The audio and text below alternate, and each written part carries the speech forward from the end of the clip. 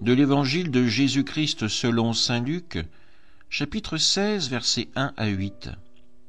En ce temps-là, Jésus disait à ses disciples : « Un homme riche avait un gérant qui lui fut dénoncé comme dilapidant ses biens.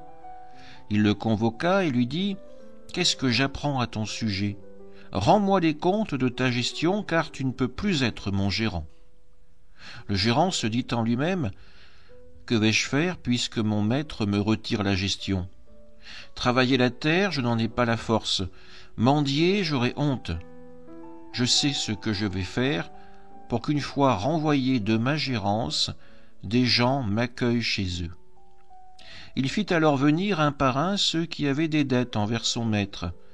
Il demanda au premier : « Combien dois-tu à mon maître ? » Il répondit : « 100 barils d'huile. » Le gérant dit : « Voici ton reçu, vite, assis-toi et écris 50. » Puis il demanda à un autre : « Et toi, combien dois-tu ? » Il répondit : « 100 sacs de blé. » Le gérant lui dit : « Voici ton reçu, écrit 80. » Le maître fit l'éloge de ce gérant malhonnête, car il avait agi avec habileté.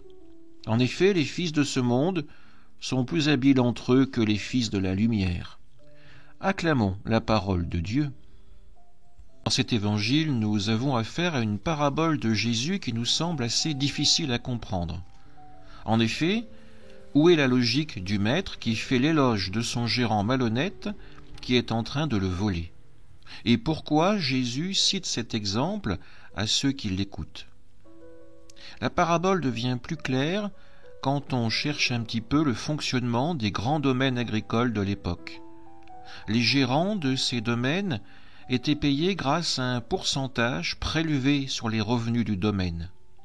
Ainsi, cet homme, sachant qu'il va être renvoyé par son maître, se dit que, après tout, l'essentiel n'est peut-être pas de récupérer dans l'immédiat un maximum d'argent, mais de se faire peut-être pas des amis, mais des relations pour qu'au moment où il se retrouvera sans travail, sans fonction, il puisse avoir des lieux où être accueilli. C'est pour cela qu'il décide de renoncer à son propre pourcentage, à son propre gain sur les revenus, et se faire ainsi l'ami des débiteurs de son maître. Ces hommes pourront ainsi régler leurs dettes dans de meilleures conditions.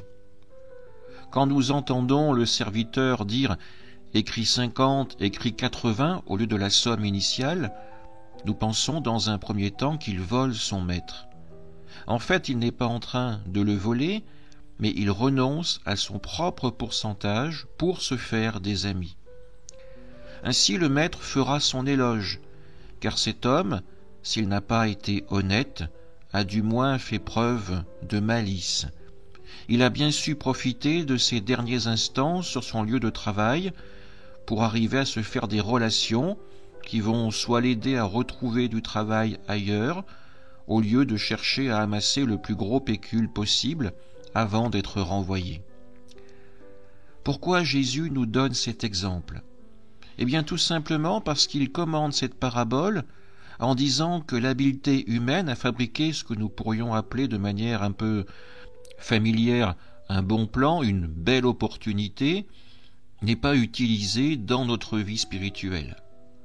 Au niveau matériel, nous sommes capables de renoncer à un gain immédiat, à un profit futur, en vue d'obtenir mieux.